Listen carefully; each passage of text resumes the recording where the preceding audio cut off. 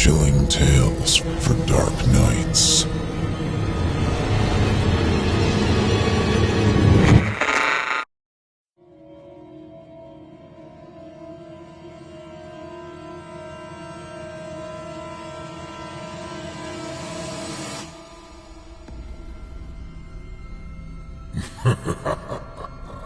Good evening. I'm storyteller Otis Gyrie, and I ain't your grandfather. From where I'm from, we don't do bedtime stories. And if that's what you were expecting, you're in the wrong place. If it's terrifying tales you're after, well then, I've got just the thing. Get comfortable, settle in, turn off the lights, if you dare. Your night is about to get a whole lot darker. Who needs sleep anyway?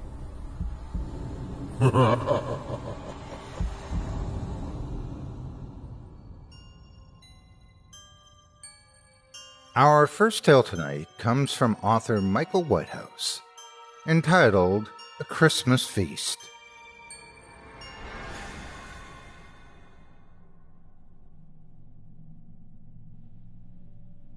He first suspected that they were going to eat him when he noticed the distinct lack of Yuletide smells.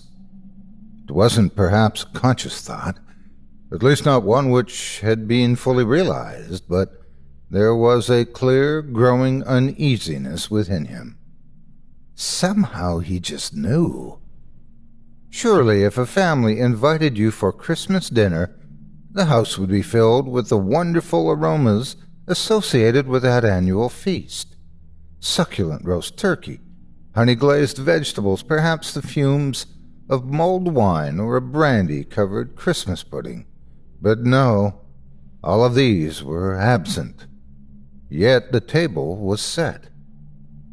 It was a particularly bleak Christmas, and while snow was often welcome at that festive time of year, the penetrating cold and frost, which seemed to sabotage both homes and their residents' bodies, was not.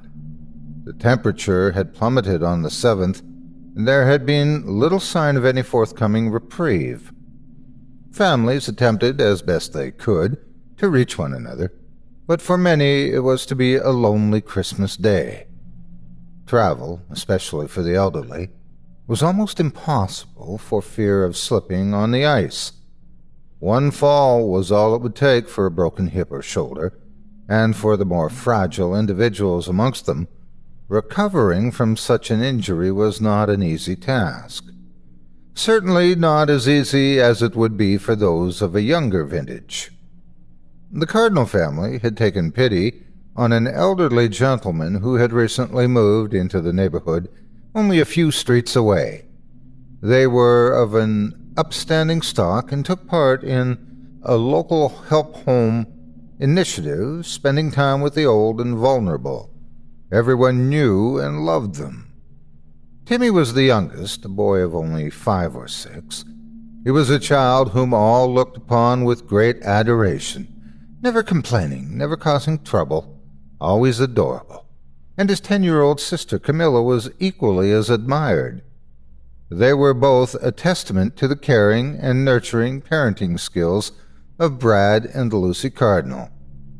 Each year, as the cold winter drew in, the Cardinal family were admired for their dedication and commitment to those around them, their passion, almost zeal for helping those who were less fortunate. But behind the smiles and the skin-deep facade of a loving family lurked a far more sinister purpose. They had a tradition each year, a way to reward themselves for their kindness and generosity, one which stemmed back through many previous generations of the Cardinal family. Each Christmas they would invite a guest for dinner, who would be welcomed with open arms into their home, sat down at a beautifully set table, provided with humorous and enjoyable Christmas conversation. And then, by the light of the roaring fire, the guest would be stabbed to death and eaten gratefully.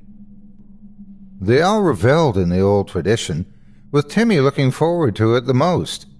He had a ferocious appetite and a waistline to match it, but children do get so wrapped up in the anticipation of a family Christmas, and his parents were delighted to see a growing boy fill his belly. Camilla was of a more quiet disposition than her stout little brother, slight of figure with a pallid complexion, which was a reminder all of her mother. But make no mistake, she adored eating with the family and could render anyone silent with a sharp, cold insult.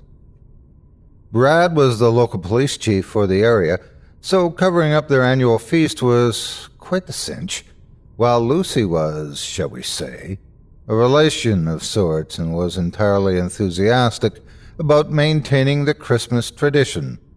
Their guests were invariably those without family and often of a ripe old age, forgotten by society, left to wither in their isolated little houses.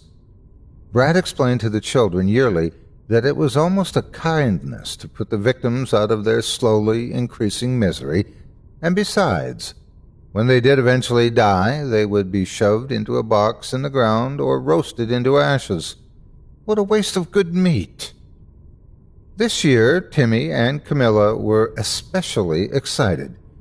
It was all their mother could do to calm their nerves, but on that Christmas Eve it was nearly impossible, for they knew the special treat they were in for the following day.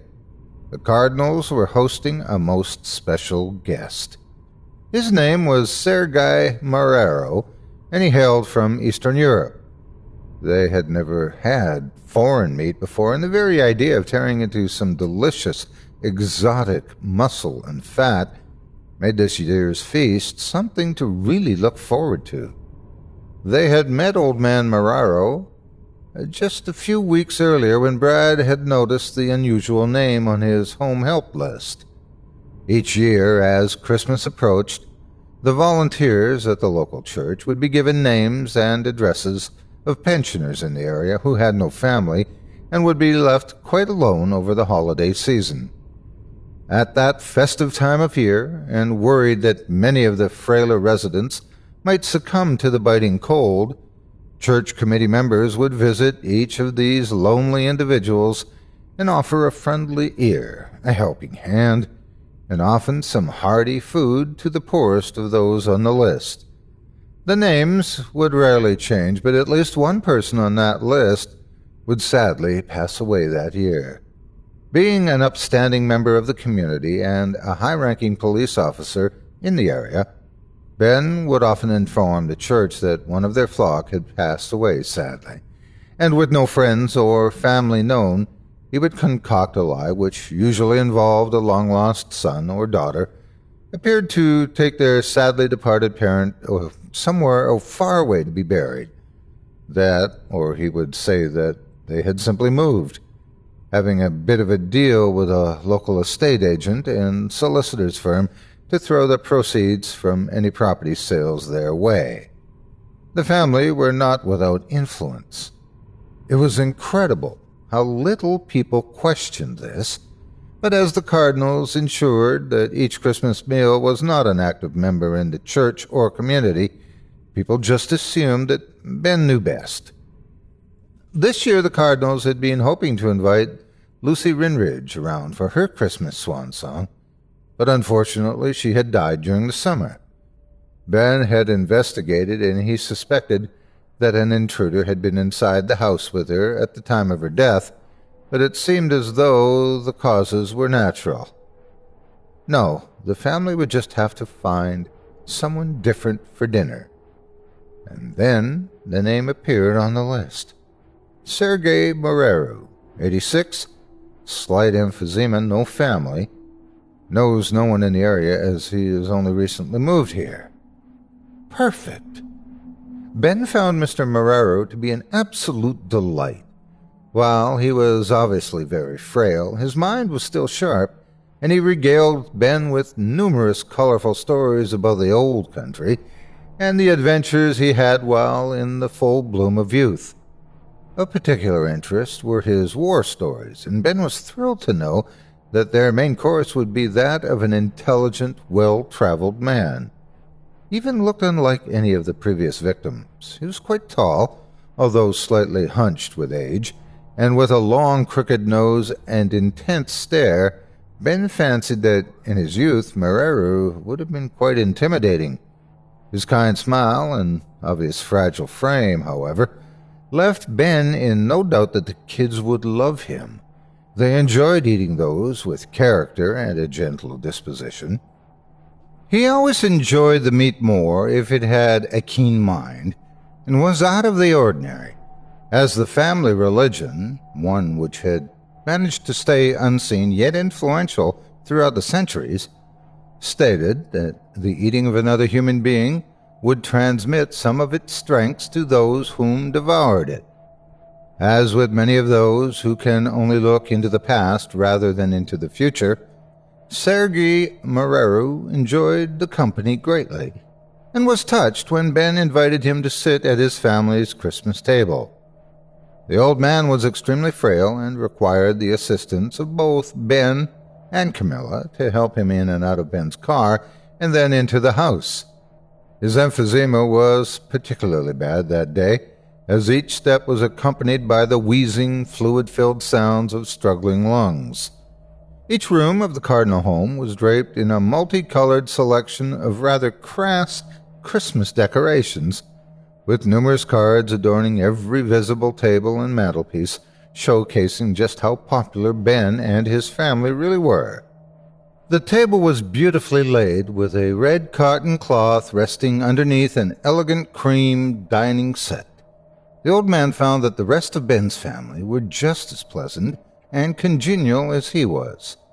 Timmy and Camilla were kind and very well behaved for their age, helping the frail old man to his chair carefully and then waiting on him, topping up his drink as their mother and father busied themselves in the kitchen. Finally, Lucy appeared carrying a huge centerpiece plate. It was unusually large, and as she sat it in the middle of the table, empty and devoid of food, old man Moreru caught a look on Lucy's face. It was brief, and he immediately attempted to disregard it as a product of his imagination, but it unsettled him deeply. It was as if a private joke had passed between the eyes of Lucy and her children, a flicker of a grin, and not one of kindness or of Christmas spirit, but rather one resembling that of a conspiratorial bully, as if Sergei was the unwitting recipient of some unwholesome prank waiting to be ridiculed. Just as the unease began to diminish, Ben appeared with a large, jagged carving knife and a long, two-pronged fork which reminded Sergei more of a butcher's implement than that required to cut a decent-sized turkey, a turkey which became increasingly conspicuous by its absence. There they sat for over an hour, each member of the Cardinal family replenishing the old man's drink with enthusiasm and showing concern for every and each cough or moment of uncomfortable breathing experienced by their guest. But it was a strange concern. There they sat, gleefully, asking Moreru questions and then listening to the stories and answers which came about his life, where he had lived, how many battles he had fought in. But the interest and concern seemed to be distant somehow. It was only skin-deep. Each time their guest mentioned the old country, those same conspiracy-laden glances were traded across the table, as if excited not by the content of the stories, but rather by the simple fact that Moreru was a foreigner. The absence of not only food, but that of the mere mention of it was unsettling enough, but what was more perplexing was that Ben repeatedly stole looks toward an antique clock which sat on the mantelpiece above the fire, looks which were poorly hidden and betrayed their purpose. He was counting down the minutes to some event. While the old man had no idea what that event was, The certainty was apparent that it was not connected to anything cooking in the kitchen oven. Moraru knew that there was simply no food being roasted, grilled, or even cooled on a window ledge nearby. Whatever was being planned, it was not going to involve him eating a Christmas meal. It was Camilla who first stopped smiling first at his anecdotes and historical observations. She had ceased listening. No longer was she politely laughing at obvious jokes and the endearing sight of an old man repeating himself through forgetfulness. Camilla was simply staring with those pinpoint cold, dark eyes, as a snake before a strike. Timothy was next to abandon the act as he began to grin menacingly at Sergei, as his hands gripped a small serrated steak knife intensely. The most alarming thing was that the focus of Timmy's stare was not on the old man's face, but his wrinkled neck. With one last glance at the clock, Ben ceased being jovial, attentive host, began to run his fingers along the huge carving knife in front of him, with a mixture of anger and lust upon his face. Sergei had seen many things in his time, but nothing as surprisingly strange and unnerving as this. Finally, when the clock began to chime, Lucy relinquished her false, endearing shell and exposed the cold-hearted and twisted personality which lay beneath. As the chimes slowly rang throughout the house, one by one, echoing and lonely and piercing in their symbolism, each of the cardinals rose up from their chairs, sharp, jagged knives in hand, and waited. The chime rang once, and they uttered an indecipherable phrase in unison. The chime rang twice, and they increased their cult-like chorus in ferocity and volume. The chime rang 3 times, and they stopped. All were silent, the house devoid of sound, Christmas spirit, and that of hope. The old man's wheezing grew in intensity as the uniquely bizarre sight of the twisted family about to dine dawned upon Sergei. The family then quietly and efficiently walked around the dining table and stood motionless, surrounding their guest. Just as the old man was about to inquire what was to become of him, the clock on the mantelpiece burst into life one final time. The chime was different from the others. It was sharper, somehow fouler, and echoed once, and once only, throughout the cardinal home. From behind, Lucy slit the old man's throat from ear to ear as Ben thrust his carving knife deep into Sergei's stomach. Both parents then removed their knives and stood back, watching with pride as Camilla cut and stabbed repeatedly, while Timmy thrust his steak knife in and out of Moraru's legs, neck, and arms. After a few minutes, the frenzy diminished as both children grew tired, and with one last downward thrust, Timmy drove his steak knife so deeply into the old man's hand that it skewered it completely, embedding itself into the table on which the hand rested. The children now ran to their parents' collective embrace. They hugged and rejoiced in what was a fantastic Christmas game, and now could look forward to the delight to some succulent exotic meat. Arms wrapped around one another, they stared at their victim and began to laugh loudly, commenting on the old fool stories of times gone by, the war, and the old country. As they turned to each other once more, the laughter diminished and they looked into each other's rosy, blood-covered faces and shared a family moment. This had been one of Ben's favorite sacrifices, but the laughter had not completely ceased. One person was still laughing loudly.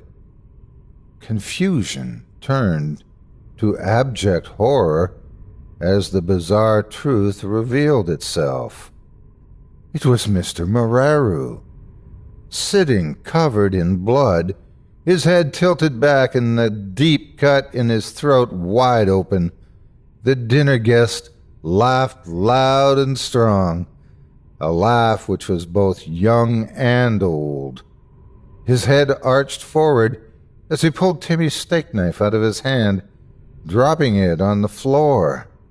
Camilla screamed as Lucy hid behind Ben.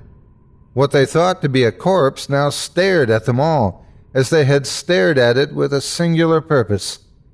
Timmy began to pee himself and cry as two previously retracted fangs cracked through the old man's upper gum, revealing a serrated and terrifying grin. As he rose to his feet, Lucy fainted, and with both hunched and age now gone, the Cardinal's guest loomed tall and dark before them, his eyes piercing, telling tales of countries and decades and of centuries of existence. Sergei Marrero ate well that Christmas.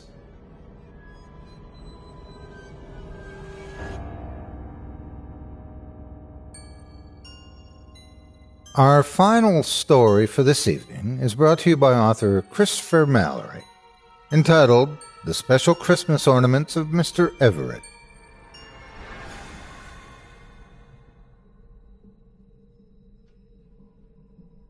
I'll never forget the Christmas Eve blizzard of '09. I'd gone to town seeking the perfect gift for my wife, Lucy, and on my way home the snow had begun to come down hard. Instead of the interstate, I took the dark, lonely two-lane through the countryside.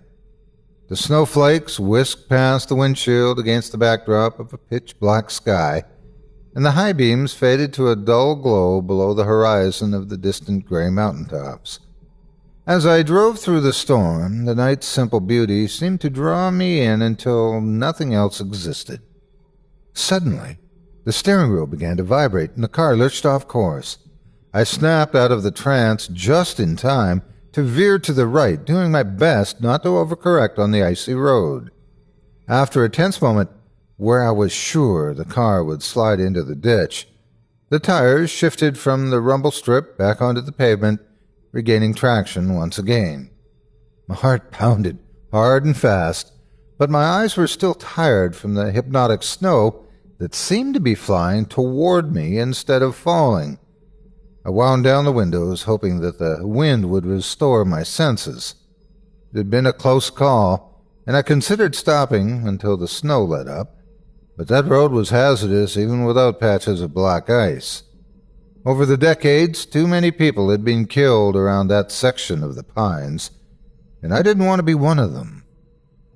Not 3 years past, my neighbor, Paul Vickers, swerved to avoid what was probably a deer and lost control of his truck. One of the deputies had found him the next morning, dead, of course. It was an instant, Chief Royce said to me, shaking his head. Paul had the same terrified expression etched into his face as those dead hikers who spent a week lost up in the mountain pass. Like them, he knew he wouldn't make it out alive. I didn't tell him this, but I was glad Paul died. His neck had broken during the wreck, and he would have been a quadriplegic had he lived. Yes, it is a shame he suffered through the night, afraid and alone. But truth be told, maybe his neck wasn't the only reason I never shed a tear over his passing. He wasn't a nice guy, known for always starting fights down at Carol's pub, and when Carol would throw him out, he'd go home to beat on his old lady. More than once, the beating was bad enough to put her in the hospital. Good riddance, if you ask me. But a year after that untimely demise, Jen Harper's little girl Susie died, too. The toddler had woken up in the middle of the night, and she must have seen the fresh blanket of snow, then decided to go outside to play. People in town still whisper about that tragedy. They say the driver of the rig that crushed her skull must have been snow-blinded. He never stopped, just kept on trucking. I was at Carol's when Chief Royce and Jake tracked the driver down. As soon as he heard that he'd killed little Susie Harper, he dropped to his knees and banged his fists to his forehead. I could smell the sour whiskey stinking on his breath. "Please, Sheriff," he'd cried, drool dripping from the corner of his mouth. "You gotta believe me. I never saw her. Oh God! Jake slapped on the cuffs and Chief Royce led him away. Later at the arraignment, the driver claimed he remembered hitting a bump of ice in the middle of the road, but not a child, as if her body had been lying on the pavement long before the tires of the 18-wheeler did their work. Even though his version didn't add up, Judge Davis ruled it an accident, and almost everyone in town figured his excuse was some sort of mental block to protect himself for what he had done. I was skeptical, but Lucy had believed him. Ah, Lucy, I sighed, checking the dashboard clock. It had gotten late, and she was probably worried sick. Headlights appeared in my rearview, and within a few moments, a pickup whipped past, honking at me. I shrugged. He probably thought I was some old man who didn't know how to drive. True, I'm old and a little more cautious than most folks. I wanted to get home quickly, but kept the speed well below the limit so that I could get home at all. I switched to the right lane and admired the snow-covered pines as I passed them by. The storm seemed to generate a peaceful serenity, an absolutely magical feeling that replaced the anxiety over the near accident. I'd driven through a lot of blizzards, but that night was different somehow. It was like experiencing lucid dream. In my bones, I knew that something special was going to happen. A Christmas miracle, like in those old black-and-white films. I took in another deep breath of the crisp night air, smelling the pines, and smiled. Perhaps it was the snow coming in through the window and melting on my face that had made my skin tingle. "Sure is going to be a white Christmas," I said, then laughed. Despite the weather forecasts each year, it always snowed on Christmas in our little town. Turning around the bend by the abandoned Diego farm, a halo of white light from town stretched across the horizon. I yawned, exhausted from shopping in the city. All I wanted to do was climb into bed with Lucy and sleep. A moment later, I drove past the old cemetery, approaching Ian Thomas's little shack. Ian had surprised me by putting up decorations. He'd never done that before, so I waved at the air-filled Frosty the Snowman, thankful that Ian had finally taken an interest in the town's celebration. I was sure his wife Martha would have been happy if she'd still been around. Some people thought foul play, but others claimed she'd run off with another man. The latter didn't surprise me none. She seemed to be the wandering type. Good old harmless Ian had probably gotten to feeling lonely. I shook my head and decided to ask Lucy if she would bake him a batch of her famous oatmeal raisin cookies. Our little community didn't have much to offer, but we sure did try to come together for the holidays. Passing into town limits, Main Street appeared empty, and every shop along the 3-block stretch had been decorated. It was a real treat seeing downtown lit up with all the people distracting from the view. I'd never seen the stretch without at least a few dark buildings. The hardware store belonging to Mr. Roth had shone brighter than every other business front, like Ian Thomas. He'd never participated, though it had been on account of his religious differences. I wonder what had changed his mind, and then remembered that sly Mrs. Roth had put an end to Mr. Roth a few months back after she found out that he enjoyed the company of the evening ladies. I'm not one to speak ill of the dead, but if the rumors were true, he would drive out to the city and dip his wick once in a while. When Jake had pulled the small .22 pistol out of Mrs. Roth's trembling hand, she claimed it wasn't her who had shot her husband. Or at least she hadn't remembered shooting him. In any case, Mrs. Roth had hung herself in jail. Mayor Wayne had purchased the hardware store in a tax auction, and that was that. Taking in all of the Christmas cheer added to the strange emotion brought about by the white, thick flakes. I remembered being a young boy, anxiously awaiting the presents on Christmas morning. It was a memory I didn't know I'd lost, and My eyes were wet from tears. "This is what the holidays are about," I said, grinning so much it hurt. "This is what it means to be merry." As I made a left off Main, I turned on the radio and began humming along to that old classic, Jingle Bells. It hadn't always been great during the holidays. 20 years ago, the enthusiasm wasn't there. Fact is, the town didn't celebrate the holidays at all. No one could say what changed, but when change came, it was for the better. Each year, more and more took part until practically everyone had become involved. Mr. Everett was the person most responsible for the turnaround. He'd taken the town tradition very serious. After moving in, he had done up his whole house in spectacular fashion, winning the town paper's contest that year, then took home the title the next 21 years in a row. When I turned onto West Street, it was no surprise that the bright, flashing lights were coming from Mr. Everett's place. Only instead of red and green Christmas lights reflecting off the falling snow, the colors alternated between red and blue. I wondered what new scene the white-haired, long-bearded man had set up in his yard, but it wasn't decorations flashing. No, it was 2 police cruisers parked alongside the curb. A small gift for Lucy sat on the passenger's seat, and I imagined her face lighting up when she noticed it tucked under the tree. Frowning, I said, "A few more minutes won't matter much now," and pulled into Mr. Everett's driveway.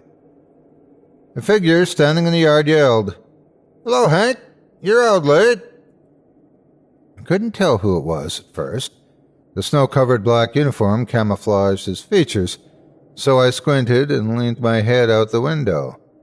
"Oh, hi, Jake. Is Mr. Everett all right?"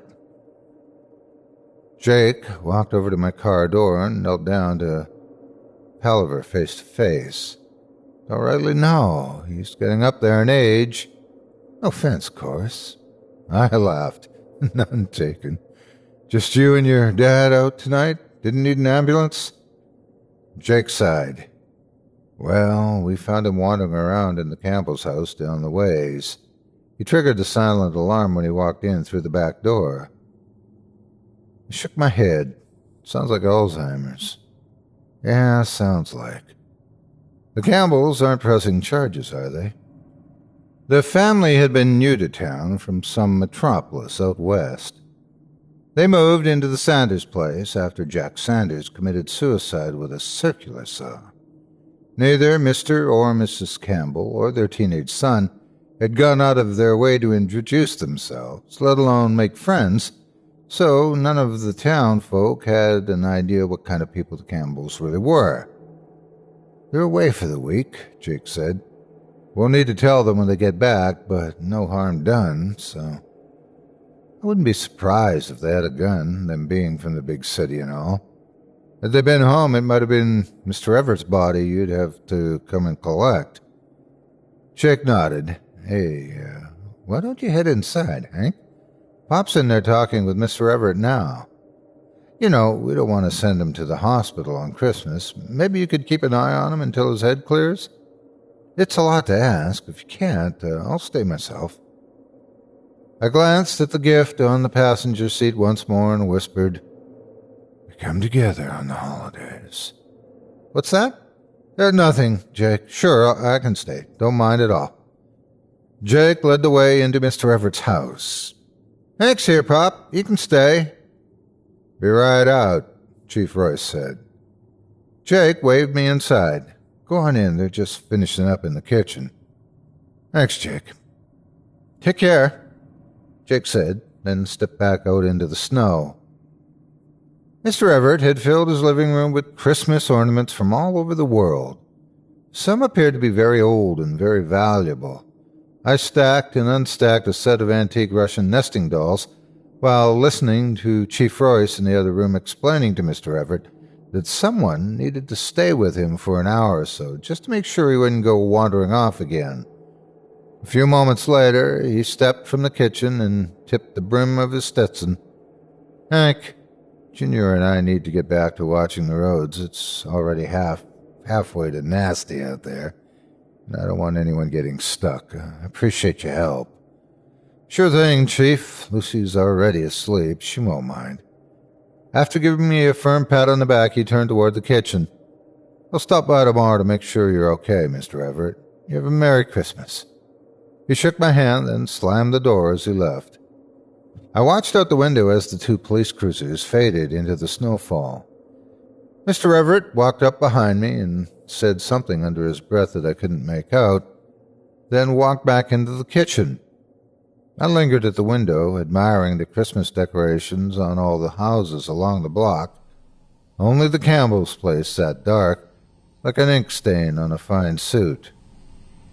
"Ain't going crazy," Mr. Everett yelled. I sighed, then went into the kitchen and sat at the table across from him. "I don't think you are." Mr. Everett shook his head. "One of my ornaments ran off. Found her snooping around in that Campbell house." "Is that so?" "Yeah, and I'm glad they weren't home. It would have been very bad. Very, very bad." I nodded. In a low whisper, Mr. Everett said, "They'd have been killed." "Yeah, you got luck." "Wait, what'd you say?" Mr. Everett shook his head. "Wasn't nothing important." He pushed his chair back from the table. "Need to piss." He left the room through the country door leading to the parlor. The door swung closed but didn't latch. The left side slowly creaked open a few inches. A brilliant kaleidoscope of lights twinkled through the crack. I furrowed my brow and stood. Pushing the door open, a rainbow of color lit up the walls, the spectacular lights emanating from a massive pine tree in the center of the room. Gold and silver flashed and sparkled, shades of red, blue, and yellow twisted, turned, and collided. Purples, greens, and oranges brightened, dimmed, and merged. Though it was the most wonderful sight these old eyes had ever beheld, it took a moment before I could look directly at the tree. "My God," I said, reaching for a branch. The display was more like a shrine to Christmas than a symbol. The surreal lights radiating from these hanging, translucent orbs. I squinted and tried to see how the bulbs worked, but none seemed to be connected to a power source. Between them, dozens of ceramic figurines adorned the pine needle. The lifelike sculptures seemed to move in the shimmering colors. I leaned in closer. The figurines were moving. A replica of Paul Vickers reached at me, its tiny arms clutching at the air. The little face twisted in agony as it spat silent curses. I stumbled back. A scream caught in my throat, but it was too late. In the blink of an eye, I'd seen them all. Susie Harper, her head and chest caved in, body twitching. The Diego family, faces blue from carbon monoxide poisoning. Martha Thomas, throat slit, gasping at a breath. Mr. Roth, blood dripping from several bullet holes in his chest. Mrs. Roth, ruptured eyes bulging. Jack Sanders, covered in gore, holding his own intestines. There were others, too. So many others. "Beautiful, isn't it?" Mr. Everett said from somewhere behind me. I spun toward his voice, saw the flash of a baseball bat, and felt searing white pain through the side of my head before everything went black. I don't know how long I was out, but when I awoke, my whole body buzzed and I couldn't move my arms. Something thick and wet ran down my right ear. What in the... Mr. Everett and I were back on the kitchen table. My arms and chest had been duct-taped to the chair. "You can't hurt him," Mr. Everett said. "You can't hurt him. You can't hurt him." My double vision cleared, and I focused on a figurine 4 inches tall, standing in the middle of the table facing Mr. Garrett. green and red felt draped over its rigid shoulders, and a golden Santa toque sat at an angle on its head. Everett? Mr. Everett shook his finger at the figure. Hank's not one of the naughty people, so you won't take him. You've taken enough anyway. Let me go, I mumbled. No! Mr. Everett screamed. I'm not going to kill him either, you little bitch! I heard a small ringing noise as the figure turned around, tiny bells on the tip of its moccasins. The figure, an ugly little creature, cocked its slimy head to the side. It narrowed its forest-green slitted eyes until only black, pin-sized irises were visible. It grimaced, and a mouthful of sharp, pointed teeth ground together like a metallic-like scraping. Then it hissed and jumped from the edge of the table, landing on my chest. Jesus Christ, Everett! Get it off me! Get it off! I twisted violently, trying to shake off the creature as it scurried upward, lunging and snapping at my face. Hank, stay still and she won't hurt you. I clenched my fist and held my breath as it held onto my beard and leaned in close to my left eye. Laughed and somersaulted from my face, hit the tabletop, and rolled to its feet, bells jingling. Let me go home to Lucy, Everett. I swear I won't say anything to anyone about your pet. Word to God, I won't. She wanted that Campbell boy, the little sneak thief. He's been stealing ever since his family moved to town. Had he been home, she would have lit the house on fire. My jaw dropped. You were going to kill the Campbell boy?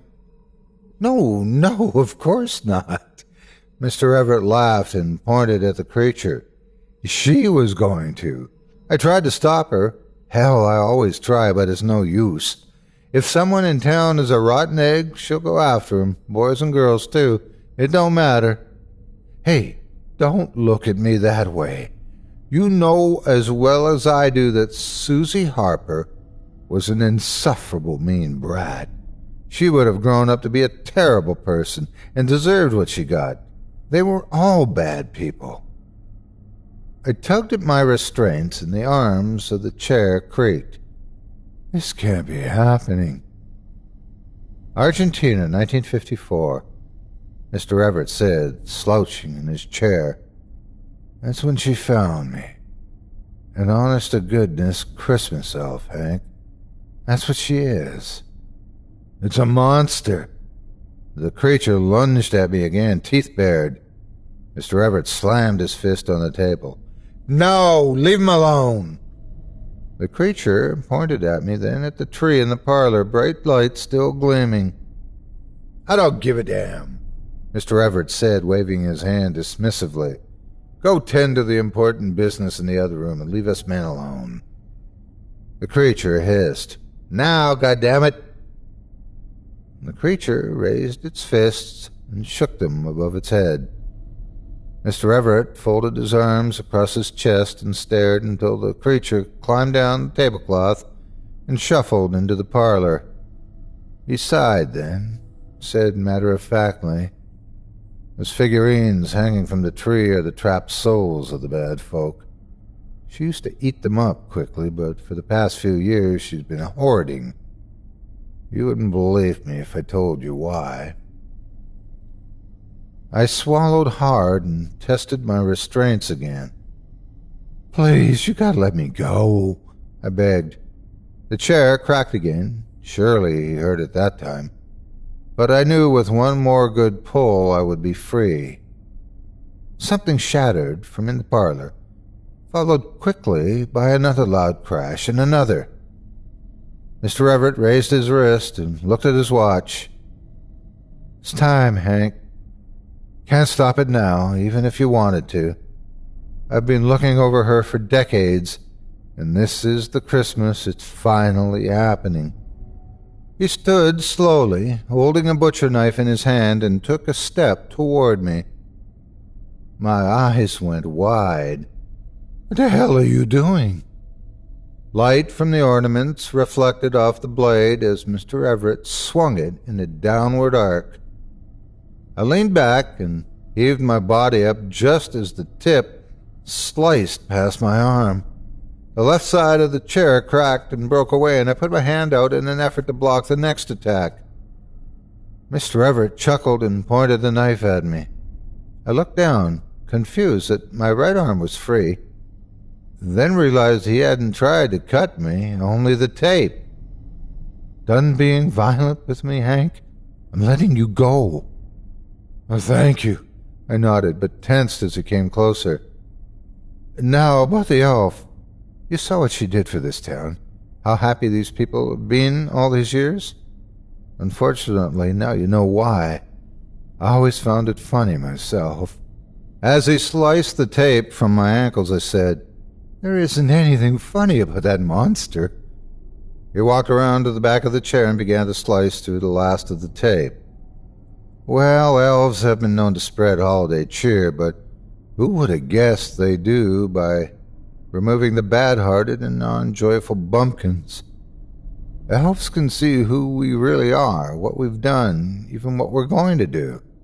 They know us and they judge us. Another series of crashes came in from the parlor. "It's too late for me, but you can tell them if you want," Mr. Everett said. "Make sure they all know to be merry, or else an elf might come." The instant the pressure of the tape gave way from my chest, I kicked the chair backward and took off toward the front door. A much louder crash came from in the parlor, sounding like the tree had fallen over, and I turned to see the creature standing in the doorway snapping its jaw. The stench of rotten pine needles hit me as I crashed into the front door. It flung outward, frame shattering. I slipped on the porch steps and fell into the snow, ice stinging my hands and face. Mr. Everett yelled from inside the house. "Sorry I hit you, Hank. It was my job to protect him. Can't fault me for that, can you?" I ran past my car, digging in my pocket for my cell phone. I dialed 911 and pressed the receiver up to my ear, cringing at the pain. "Chief, please come quick." "Hank, are you okay? Just hurry." I ended the call and ran the 2 blocks to my house. Lucy was asleep on the sofa, a thick novel resting on her lap. The cold air blowing in swept over her, and she opened her eyes and shivered. She yawned. "Oh, dear, you're out late." I slammed the door, locked it, then looked out the window. Through the white mist, I couldn't tell if Mr. Everett or the creature had followed. Lucy gasped. "Goodness, Hank, you're bleeding."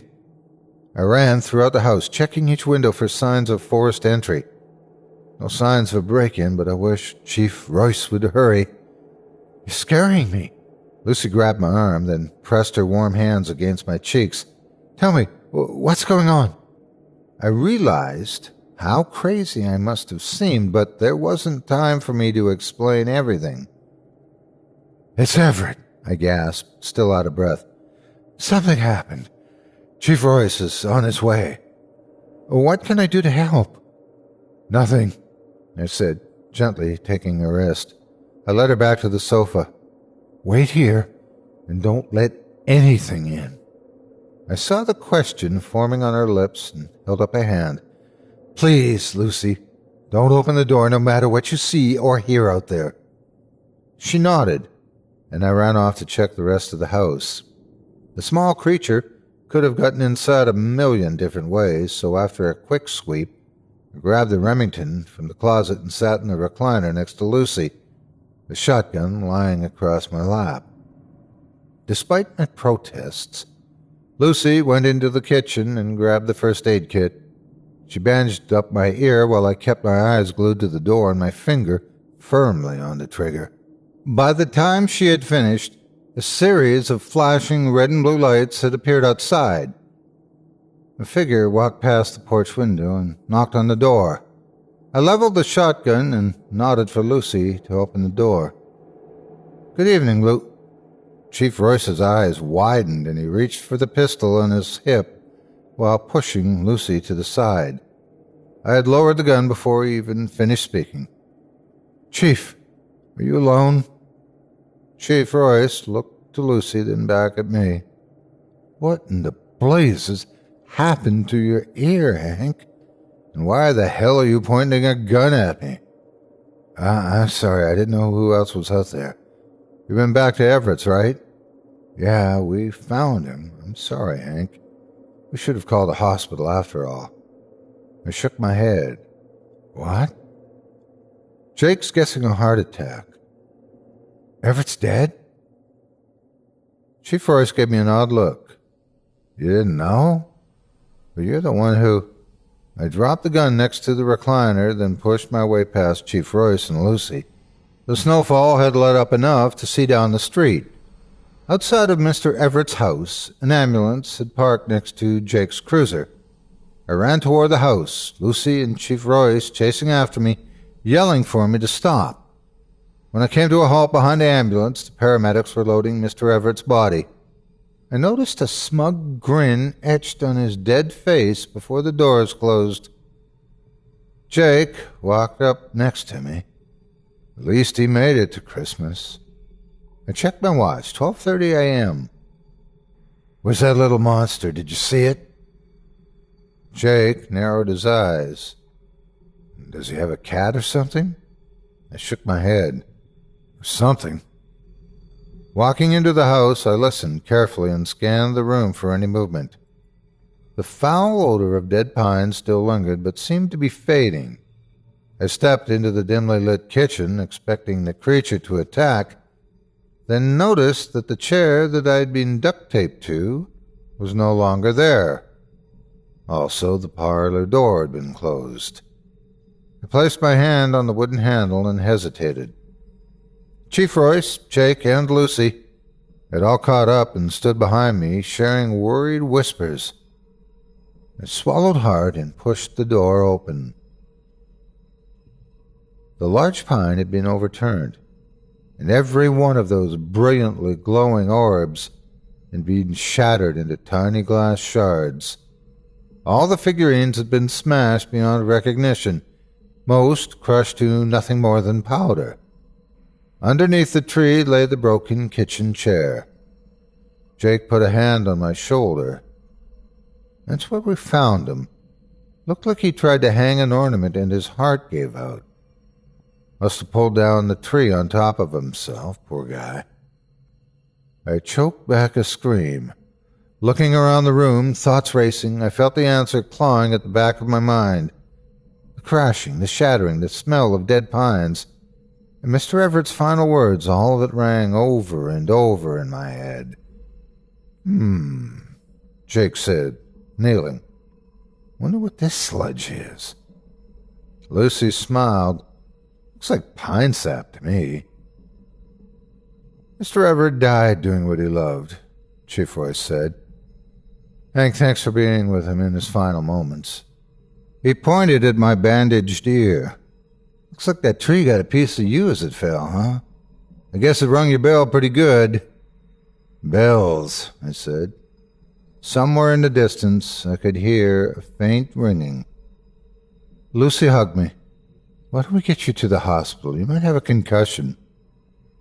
Bells, I said again. You don't hear them? I stared at the puddle of sap that seemed to have spread toward the back door. I walked across the parlor to the window and scanned the pristine snow, listening for the faint ringing. The world outside was white, still and quiet. The world was wrong. Movement caught my eye. The creature stood at the tree line, watching me from amidst a huge mass of bright green pine needles. It waved, and my blood ran cold. The tree came down hard, I whispered absent-mindedly. Got me in the side of the head, and I think I got a little confused. I turned away from the window. Come on, Lucy, let's go home. I nodded to Chief Royce and Jake, then Lucy and I left them to their work. She didn't ask any questions as we treaded through the snow, and we never talked about that night ever again. Some people in town say it's best to let the past stay in the past. tend to agree, though every December I'm reminded of that storm and of what I saw at the edge of those woods. Each year when the decorations start to go up, I wonder if I should finally tell someone the true secret of Mr. Everett's Christmas ornaments. Now that I'm old and now that Lucy's gone, I think it's finally time. As I stood next to the fallen pine, my eyes followed a sap trail of countless tiny footprints leading into the forest. You see, those figurines weren't the only decorations that should have frightened me. The beautiful, glowing ornaments said something special too. Those orbs were eggs, and thousands of pine needle baby elves had hatched and fed in the first hour of Christmas morning. Merry Christmas. Henry Van Wees.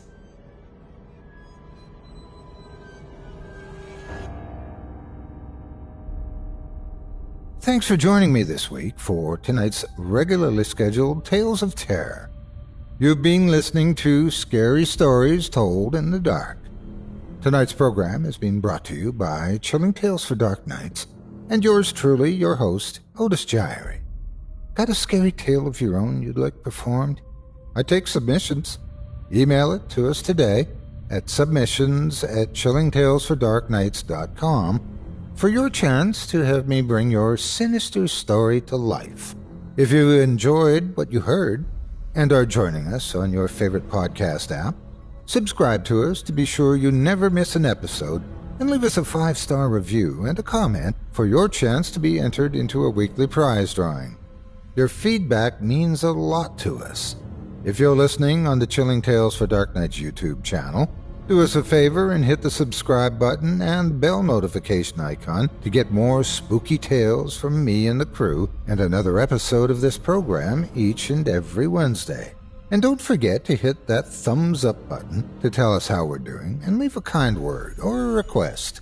If you can never get enough spooky stories and can't wait until next week for more, and haven't already, be sure to check out Chilling Tales for Dark Nights on YouTube for more than 500 free audio horror stories, or the Otis Gyrie channel, my own digital home away from home, where you'll find dozens of previously released horror and sci-fi stories from yours truly.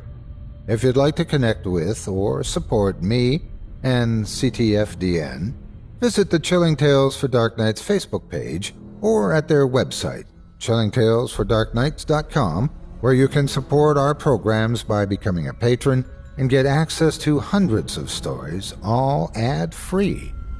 As for me, I'll be back next Wednesday with another pair of terrifying tales that'll keep you up all night.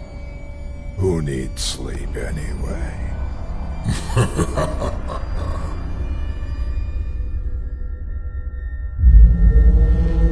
Chilling Tales for Dark Nights.